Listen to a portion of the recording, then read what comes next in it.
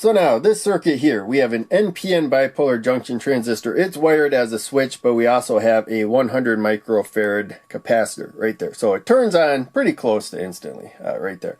But turning off, it takes a little time to turn off, and while it is doing so, the LED fades down. That was with the lamp at the brightest setting, and might look a little bit better with the lamp at a dimmer setting right there, but same principle.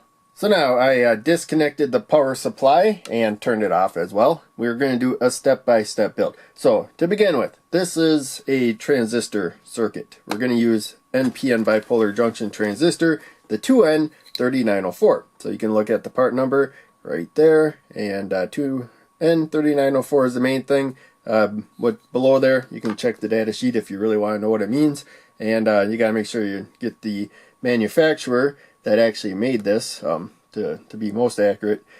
Most likely it's a knockoff, and they just wrote the same numbers that you'll commonly see on them. But in any case, getting back to this, we have the NPN bipolar junction transistor 2N3904. So I'm looking at the flat side right there. Left pin would be the emitter, middle pin base, right pin collector. If I swivel it this way right there, now the emitter's at the bottom, base in the middle, and collector at top. I'm going to put it 2 spots over right there.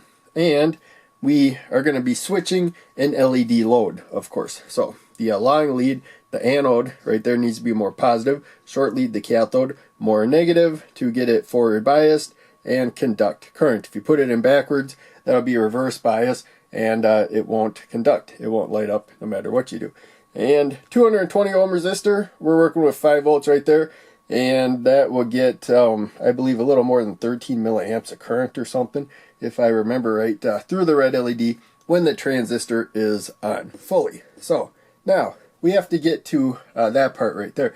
We need just a small amount of base to emitter current flowing to allow a lot more current to flow from collector to emitter. Collector to emitter is in series with the load right there. They'll all pass the same amount of current, except for there'll also be a little bit of base to emitter current. And there we go. Make sure it's in the right row. So it's in that middle one. Now we'll come to the fading part of it. I mean, we could add the 100 ohm resistor right there. Now, once we apply power, and yeah, I'm going to set that in the middle. If we apply power and turn it on, now it'll be an on-off switch. Pretty basic there. So we have 10,100 ohms of resistance, but that's okay. Oh yeah, power supply is off. So I'll just push power supply over there. You can see it's on now, and now it'll light up. And my finger is giving a false signal as well. Something you may have to address if that's a problem.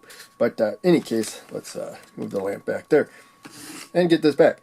We're going to add some fade off time. So that's it. All we got left is the 100 microfarad capacitor. And maybe I moved the light too soon, but we'll see. Yeah, that's not going to show up at all. We'll move the lamp there.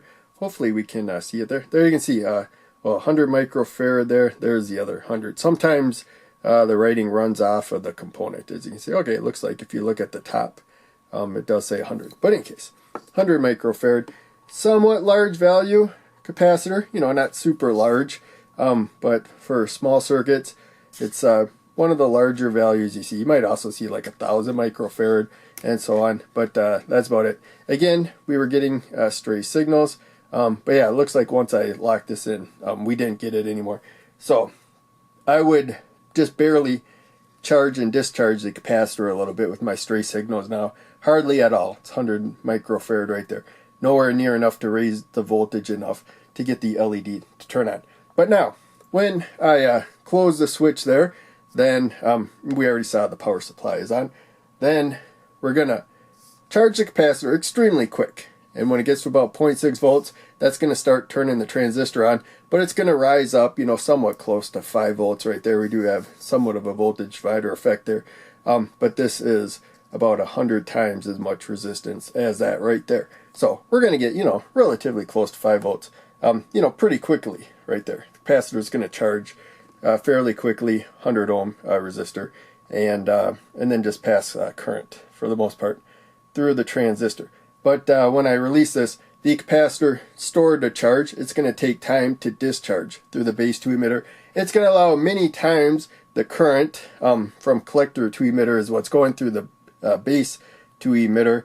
But again, you know, it's not very much base to emitter current once the capacitor voltage goes down by quite a bit, and therefore, you know, not a ton of current either through the collector to emitter, but still, you know, probably about 100, maybe 200 times as much as the base to emitter. So now one more thing to add, I moved the light, so I think it's showing this better. So you can, you know, see the 100 microfarad on there. Don't really need the magnifier loop. That side has to be more negative. This is a polarized capacitor. There are non-polarized capacitors. Pretty much all the ones that I have that are less than 1 microfarad are non-polarized, and the ones above 1 microfarad, I think they're all polarized like this. So they're in a can, and you can see that side has to be more negative. It's the simplest thing to do is just put the more negative side of the capacitor that has to be charged more negative to the negative rail right there. Every other voltage that is not to the negative rail there is going to be higher than 0 volts, or at a minimum 0 volts. It's not going to go below 0 volts, the negative side of the power supply in this example. Now, this particular power supply, though, unfortunately does output, oh, I need a multimeter. So if I turn this off, the rails actually do produce about a 0.6 volt negative voltage.